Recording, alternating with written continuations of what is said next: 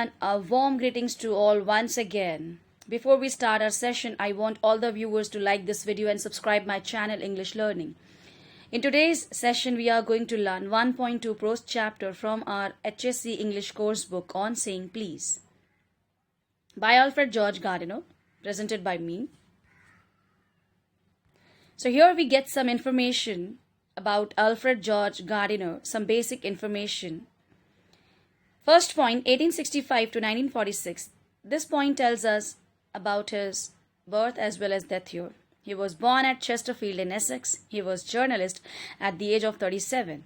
His uniqueness is that he teaches the basic truths of life in an easy and amusing manner. Of course, when we learn this chapter on saying please, we really have a proof that how in an amusing manner he has taught us some basic etiquettes and manners of life. And these basic etiquettes and manners are not only basic but important too.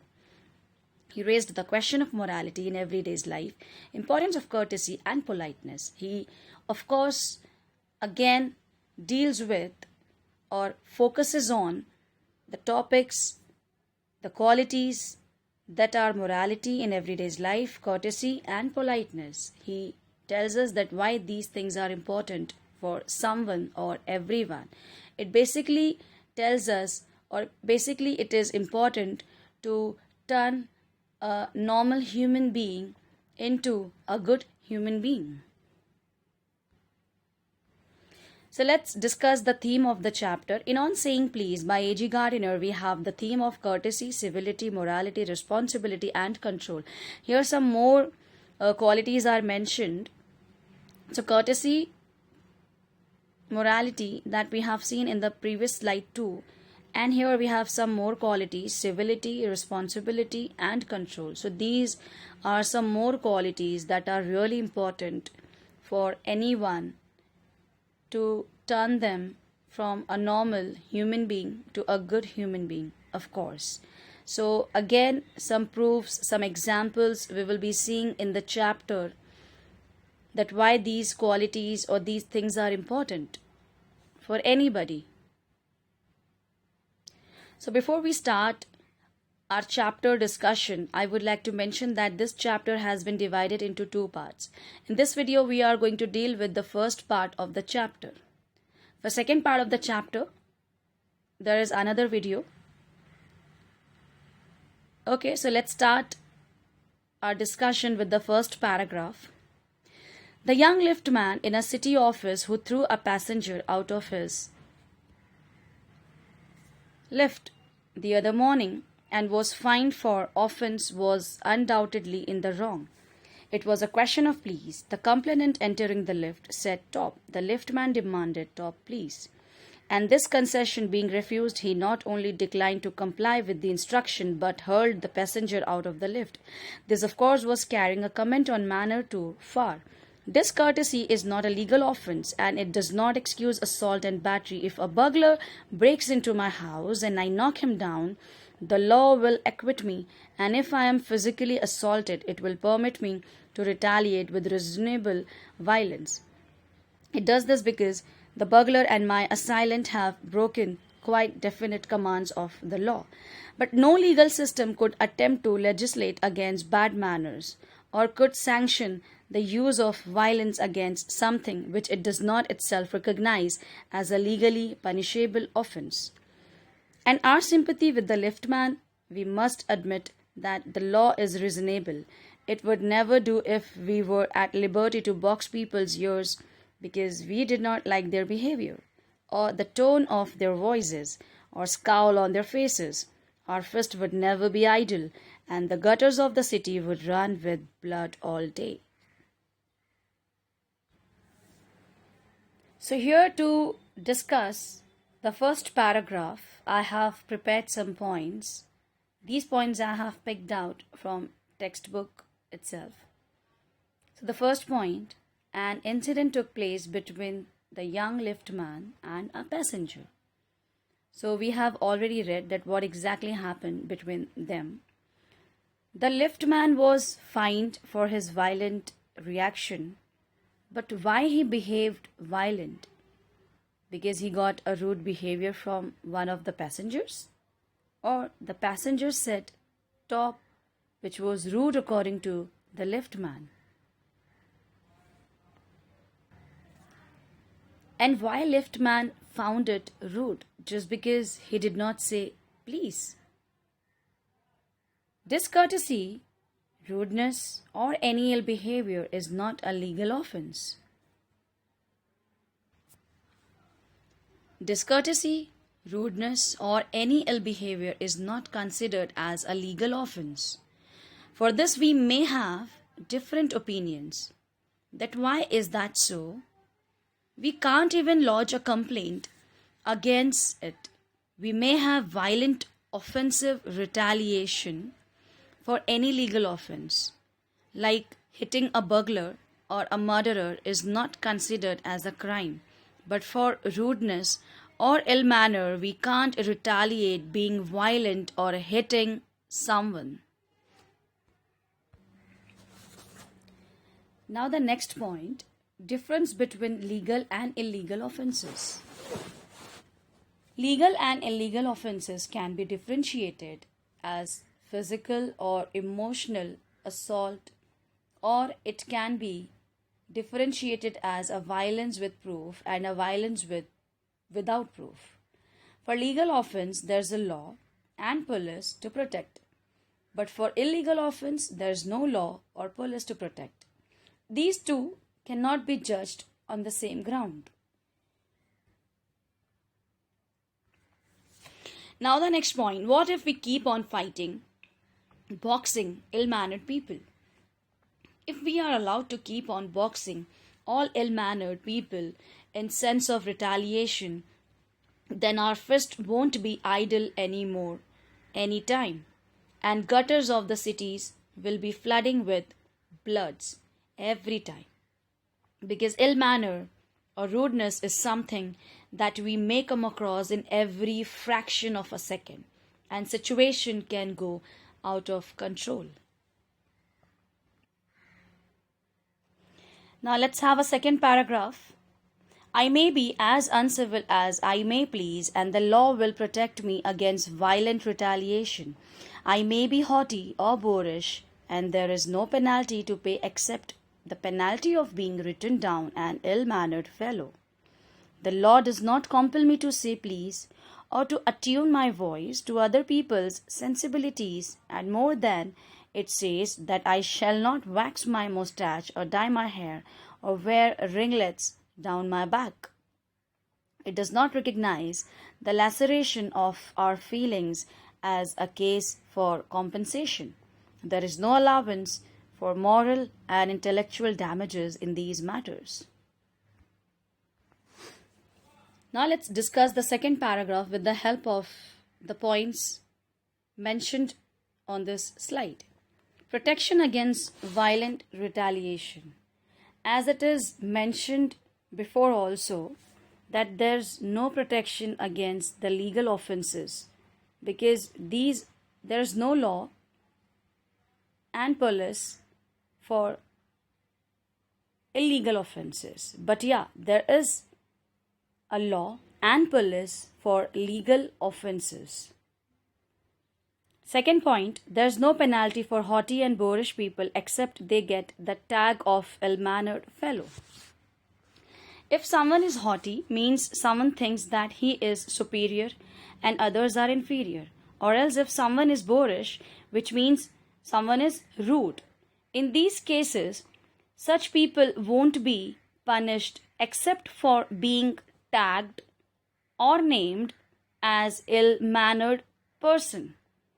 Because being haughty and boorish is not a legal offense. Now the next point, there's no allowance for moral and intellectual damages. There's no compensation for such damages because these injuries are invisible and the attack cannot be proved, even though the person is highly offended or injured by such offenses. Now let's see to the next paragraph, third paragraph. This does not mean that the damages are negligible. It is probable that the liftman was much more acutely hurt by what he regarded as a slur upon his social standing than he would have been if he had a kick on the shins for which he could have got a legal redress. The pain of a kick on the shins soon passes away, but the pain of a wound to our self respect or our vanity may poison our whole day. I can imagine that liftman denied the relief of throwing the author of his wound out of the lift, brooding over the insult by the hour and visiting his wife in the evening as the only way of restoring his equilibrium. For there are few things more catching than bad temper and bad manners. When Sir Anthony Absolute bullied Captain Absolute, the latter went out and bullied his man, Fag, whereupon Fag went out downstairs and kicked the page boy. Probably the man who said top to the liftman was really only getting back on his employer who had not said good morning to him because he himself had been henpecked at breakfast by his wife, to whom the cook had been insolent because the housemaid had answered her back. We infect the world with our ill humors. Bad manners probably do more to poison the stream of the general life than all the crimes in the calendar. For one wife who gets a black eye from an otherwise good-natured husband, there are 100 who live a life of martyrdom under the shadow of a morose temper. But all the same, the law cannot become the guardian of our private manners. No decalogue could cover the vast area of offences, and no court could administer a law which governed our social civilities, our speech, the tilt of our eyebrows, and all our moods and manners. Now let's discuss the third paragraph with the help of the given points on this slide. The first point, comparison between kick on shins and kick on self-respect or image. Kick on shins is a physical attack and kick on self-respect is an emotional attack. But both are complementary to each other because if one of these happens, the other happens automatically. If we think deeply on this, then we may understand that how and why it really happens. Now the next point, what if he wouldn't have kicked the passenger out of the lift? If the liftman wouldn't have kicked out or threw the passenger out of the lift, then he might have vented out his controlled anger later on his wife or maybe on any other innocent person unnecessarily, which wouldn't be really good. Actually, none of these actions is morally correct. Venting out anger on a right person or a wrong person violently, both are incorrect.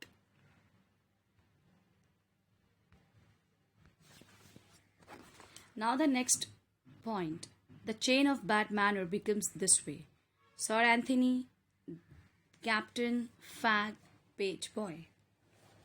Whatever manner we behave in is passed on to others, and it is further passed from others to the again different others. And this way it makes the chain. If you passed positivity, then you start the chain of positivity. But on the other hand, it can be chain of negativity too if negativity is initiated or passed by you. Like an example given here, Sir Anthony passed negativity on to Captain.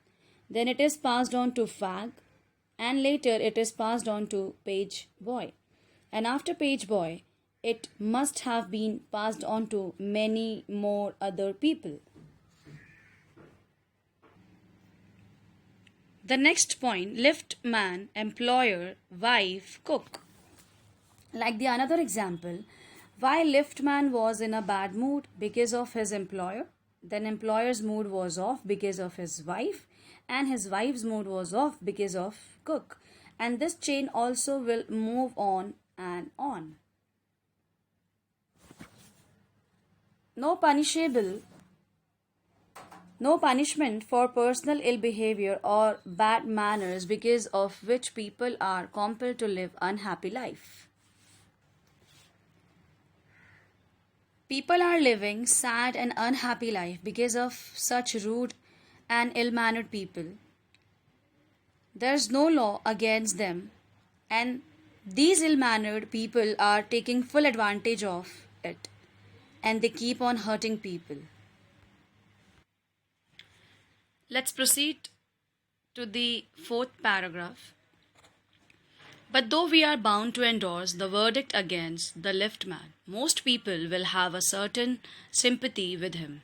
While it is true that there is no law that compels us to say please, there is a social practice much older and much more sacred than any law which enjoins us to be civil. And the first requirement of civility is that we should acknowledge a service. Please and thank you are the small change with which we pay our ways as social beings.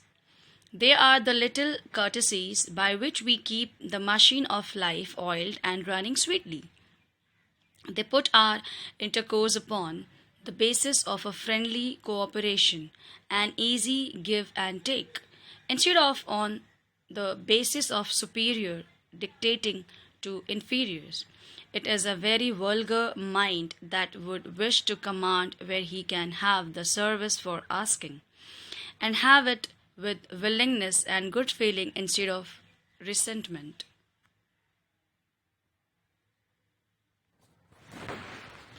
Now let's discuss the fourth paragraph with the help of these points. First point, many people may have pity on liftman though he is punished by law.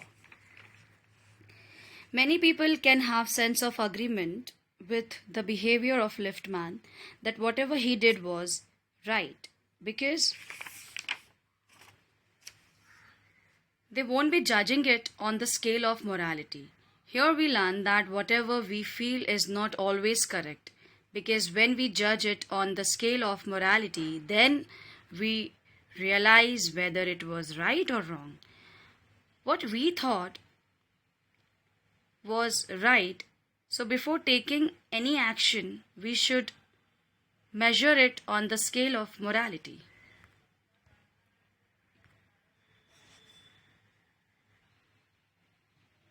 There's no law for saying please. There's no law for saying please because it's a personal choice of someone to say please, and this personal choice shows what kind of a person that someone is. But there's a morality which comes from our tradition and instinct. But if someone is really possessing the courtesy and morality, then the person won't be hesitating in saying please or thank you, because these etiquettes or manners come from within, and they are instinct, because they are passed on to us by our elders, whether parents, teachers, or any other member of the society. It makes us civil and say please and thank you. It teaches us acknowledging people who help us. It sustains the willingness in the person to keep on helping in future to others also, because acknowledging will give that person an encouragement. So we should always acknowledge people who help us.